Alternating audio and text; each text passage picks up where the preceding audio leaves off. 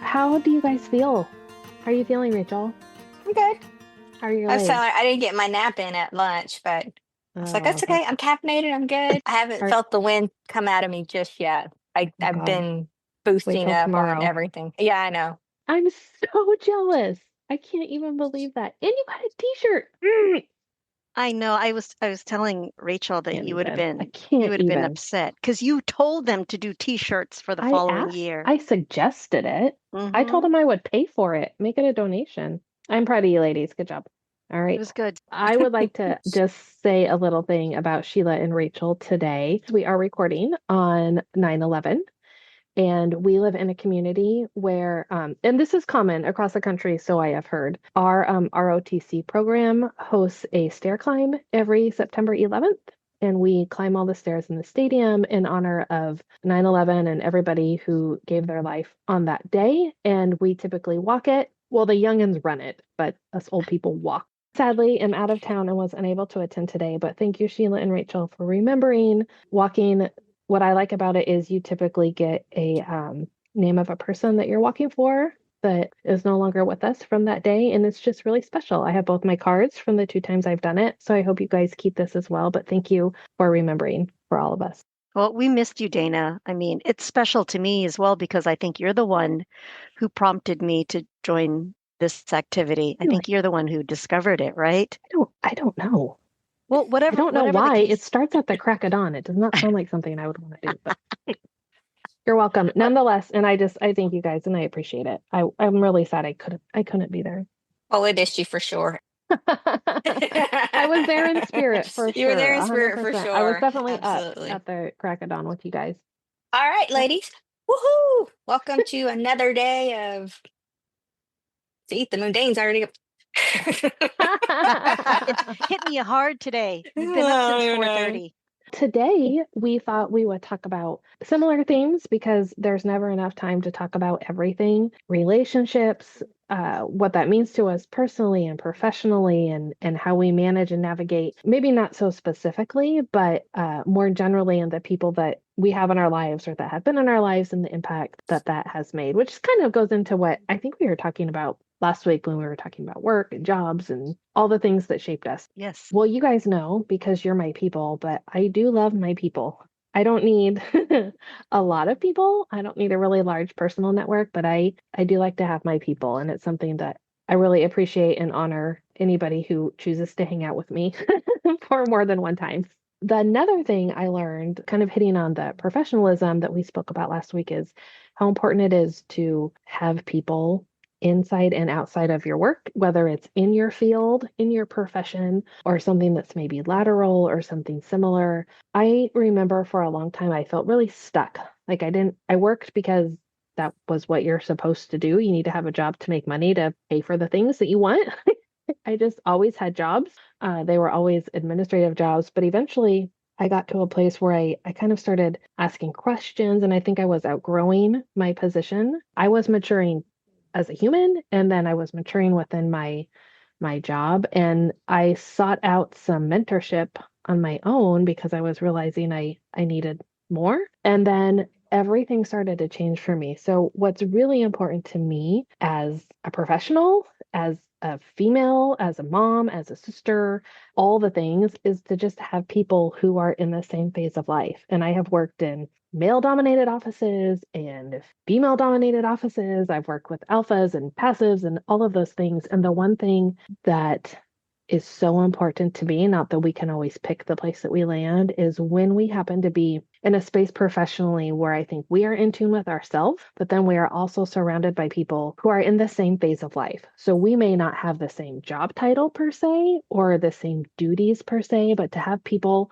around me every day in that 8 to 5 or 9 to 5 who are in the same place ish, whether that's raising children or what's happening with us personally. Sometimes there's things that happen in our personal life and it carries with us to work. And how Hmm. great is it and has it been for me not to let that dominate my work on a daily, but to have people that maybe I can share that with or confide in has made a big difference. I don't know. What do you guys think about that? We spend a lot of time at the office, Yeah. right? And even if we're not doing our tasks traditionally from 9 to 5. There are activities for work that go beyond those hours. And so this Mhm. commonality that we have with folks really is helpful. I know it calls to me when you touched on that, but it's important to know that there are other people who feel similarly to you and you can grasp from their experience. I do. I appreciate somebody who is in a similar phase of life. One thing I attended, I don't know, a month or two ago is our the organization that I work for.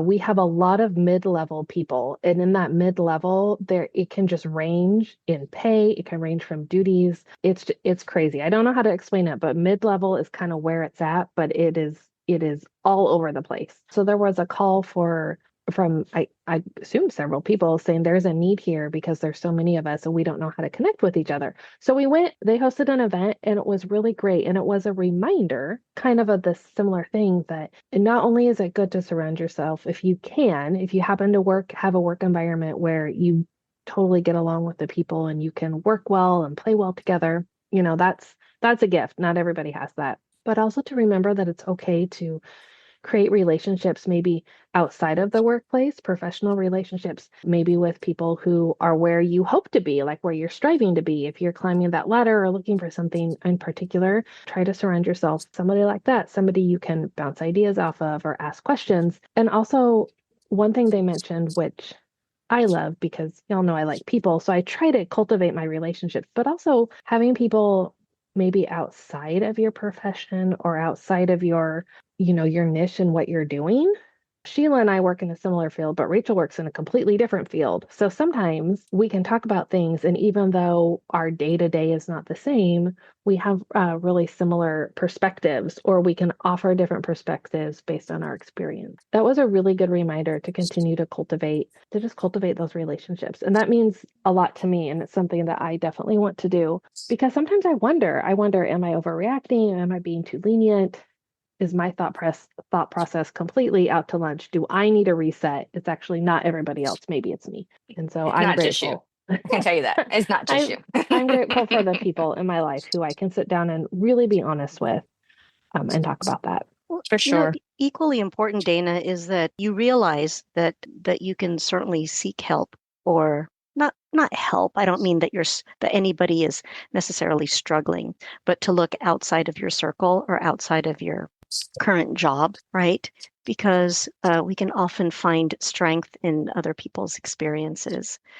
So while I tend to agree as well that we tend to connect with people who we have a lot in common with, it's also important to seek out people who we can grow with. I was just thinking about one of my daughters who is an athlete, and you girls have kids who are athletes as well. But for her, like let's say she was in cross country and track. So the coach would often encourage you to run at different paces. You either run with somebody who is at the same pace as you are, somebody who's slower, somebody who's faster. So you want to do that at various times. So just like in life, I think you seek people who have different strengths and you grow from one another. Spot on.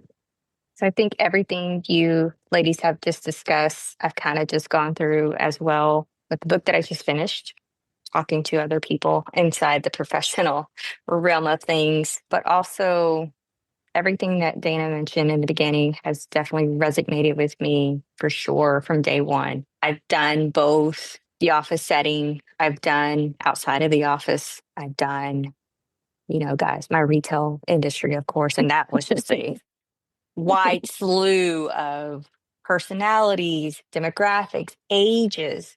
And so you always find yourself kind of at a mix of like, okay, where do I fit in? But I do find that you do have your seasons of life. And unless you and your best friend from high school do exactly the exact same thing, you probably are not going to be best friends with that same person that you were at age 8, now at 40 something.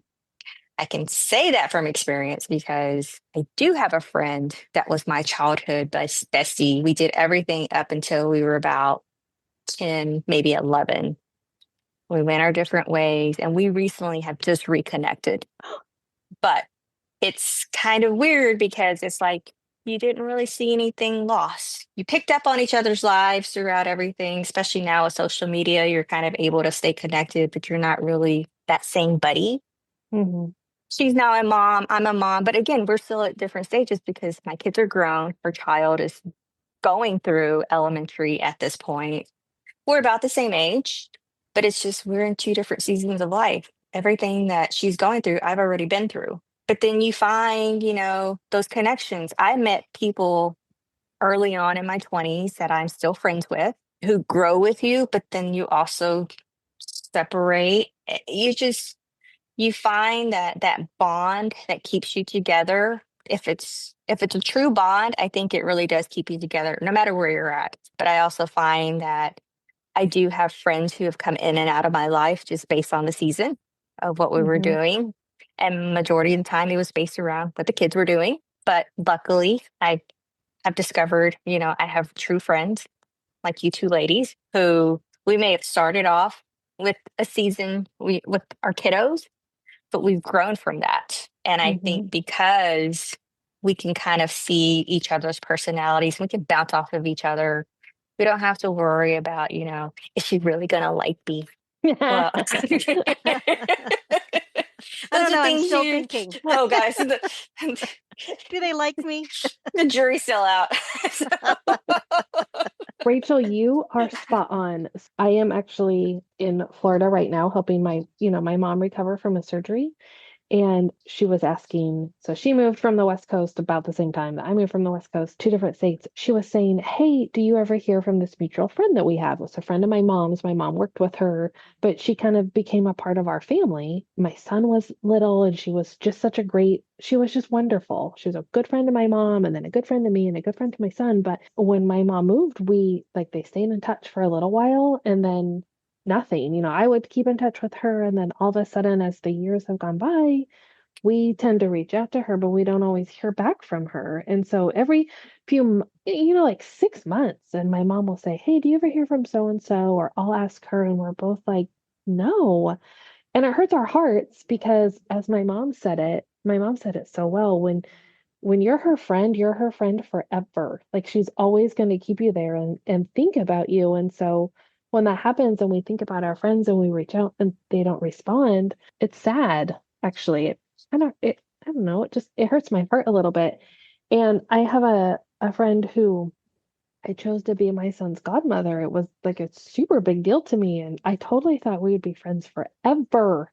I Hmm. probably haven't talked to her in 10 or 15 years. I was actually really kind of offended at first because I figured out through social media that she ended up moving super close to me. Like we lived far away from, not far away, but we probably lived like 45 minutes to an hour away from each other. And so we would always put out effort. We'd meet once a month and she'd come to birthday parties. And then our life sort of changed, but she ended up working for the same organization and hospital system as I did. And I saw that she moved like 10 minutes, totally different city. And she never once reached out to me. And I was like, "Mm, I'm sorry." So I tried a little bit. And then when I never got responses back, I just, kind of had to be at peace with that. But I still think about her. I do. I still think about her all the time. There's things I wish I could, tell her and talk to her. And I just tell myself, like you said, Rachel, there's as corny as it sounds like a Hallmark card. There are seasons, and we go through life, and people come and go. And obviously, I have great memories of this person. I wish she was still in my life, but she's not. Right. It does make you wonder. And do you have another mutual friend who you know a little bit more Mm-mm, about her mm-mm, situation? mm-mm. I'm not going to make somebody be friends with me. I mean, that's your No, of loss if you course, don't want to be my yes. friend. But Of course not. But you're just curious, like what may yeah, have yeah. happened.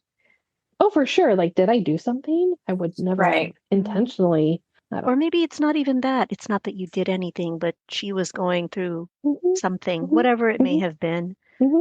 and wasn't able to reach out to you. Yeah. I think about that too, personal friendships. And at one point in time, we were all so close, and then distance kind of hinders staying connected as often as we want to. And then now, do we keep reaching out? Is it me? Is it me? Hmm. And Hmm. so, yeah, and It's not you, you Shira. grieve, you grieve a little bit. because You you miss it. do. Yeah, and your feelings do get hurt. I know I did there for a while. It was like, nobody wants to be my friend. What is it about me? As I got older, somebody once told me, and I kind of find value to it, is you're going to go through life, a season of friends, and they'll come and go. But when the time is right, you're going to have a core of three. It's always just three. I don't know why, but it's always a Oh. core of three. Hmm. And you know that those three will be the ones who will drop anything and everything to be there for you no Mhm. matter what.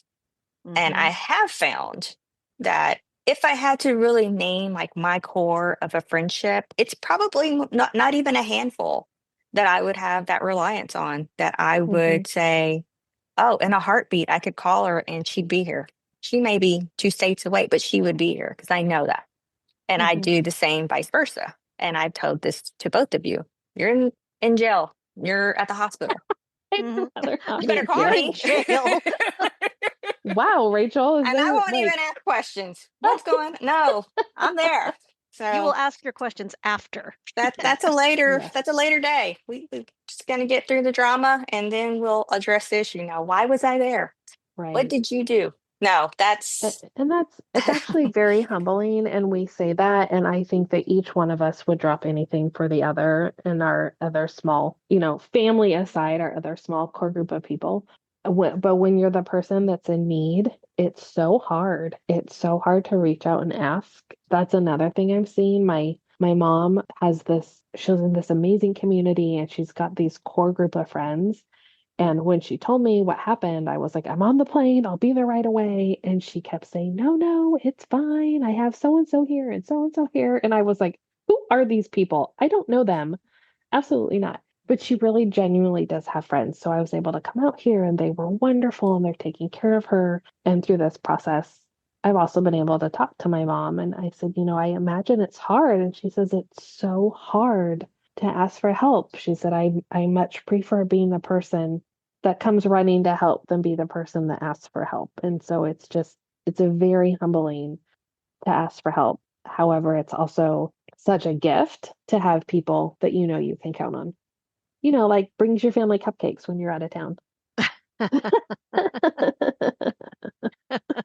Or knows your son is going through a sad time and buys him his favorite college swag or whatever it is. You guys are pretty Mhm. special. Oh, shucks. The opposite of that, Dana and Rachel, are those friends who you don't see in forever. It could be several months. And then you get together for whatever reason, you get on the phone, and it's like time has not passed. You're right back where you left off. Those are the people for me who you can talk about everything and anything and nothing. Hmm. Mhm. Those are my lifelong peeps. And, and I count you two as my lifelong peeps. Aw. I'll follow Yeah. you guys everywhere. Something that's funny, I think I've mentioned this. I have a sister, and she definitely is at the top of my list of somebody I would drop everything for. And I like to think she would do the same thing. Pretty sure she would. Hmm. Hmm. I think she would. That's family, right? You have to. It's genetics and all that baloney. Oh, I was talking to my husband, and I was asking him how the weather was, and he's like, "Well, it's cooled down, but the pollen's really high." And he's like, "God, this place sometimes. Maybe we should move someplace with seasons." But he always says, "But I know you have your people here." He kind of says it tongue in cheek. I think sometimes Mm. he says that to see if I'm like, yeah, let's move. But he always ends it with, but I know you have your people here. And he means you too. There's maybe one or two others, but he's like, yeah, I know. I know those ladies are special. We'd just pack up and follow you, right? I mean, would you? I think that depends. Saying. Sheila might only within a few states. She's in like cold states. So Yeah, any I place heard we're that going gets to snow. Florida. We're going to Florida. So, Yeah, if you're beach bound, I'm there. yep. Well, I was just telling Rachel a few minutes before we started this call about our husbands. And, my husband, he's got several close friends, and they're not here locally, but they'll check in every now and again. They'll get on a Zoom call or, make sure that they check in via text. I joke around with him because I say, hey, you don't have any friends out here. You didn't bother connecting with anybody, and he says, "Oh, I don't need any friends," or "I don't need any more friends." Like, but you do. You do. Not to say that they're going to be your BFF, but somebody to talk about cars with, to talk about the city with, anything, Mhm. Go right? It shoot doesn't, pool, go do something. Yes, for sure. I say the same as well, but I uh, think maybe they're just not wired that way. I don't think so. like, My husband, you guys know this, he's very social. Yeah. hmm hmm Sorry about that. Um, Sorry about that.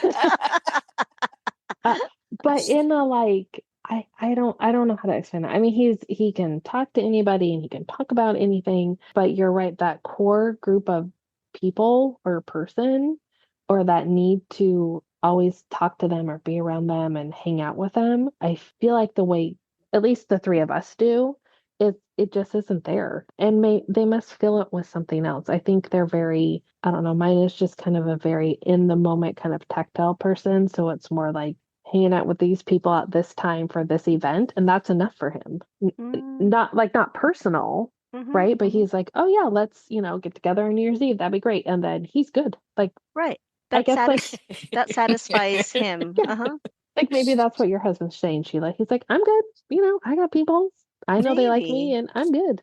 Maybe. I mean, we talk about a lot of things, but I know that there are certainly some topics that he doesn't want to hash out with me. I hope that he continues at least to connect with those people who are close to him more often so that he can keep that energy, keep that Mm, good energy, good vibe. I think they're just wired differently. I think I've know one person or one guy who actually says, I'm gonna go do a boys' weekend. So, oh, okay. That's about it. And I've never heard, and he's actually invited my hubby, and I'm like, you should go. It's okay. But he They're doesn't just but wired differently. he doesn't want to go. Is that right? Yeah, well, it's he's also a homebody, so mm-hmm. Mine he too. says he's at work, and I think it'd be total opposite. So if he was here all the time, I think he'd want to get out. But I think because he's always out and doing something with work or something with school at this point, comes home and he just wants to relax. And I get it because I used to be the same way. In the office all day, and like you said, 8 to 5, it was your second home because you're putting 40 hours a week there. And yes, it became your second home. All the decorations that I did, I did it at work because Mm-hmm. that's where Me I was for too. 8 hours a Oh, day. right, right, sure. And so yes, it was my second home, so I get it. You want to come home and just mellow out. You want to just take a nap, take a nap. You want to eat and do something afterwards, well, then that's it. I get it. That what is it like turning your mind off and just doing nothing? I still do it because even Mm-hmm. after work, I'm like from here to the kitchen. Okay, that was a long walk, but to get me outside, just to get out of this, yeah, I need something outside of this. And that's why I enjoy kind of our time together, just because it gets me out of my regular mode of doing Yep. things. Yep. Mm-hmm. hmm I was just gonna say that I feel like in this phase of life that friendships are very intentional. It doesn't mean you can't like, meet somebody on the fly and establish it, but it just seems like everything is intentional. The effort that you put out, things that we do, whether that's we have a, weekly book club or we, go out to dinner once a month or once a week. It just everything is intentional. And I think that shows the commitment level and also kind of the respect that we have for each other, that this is a priority, something that's important to us.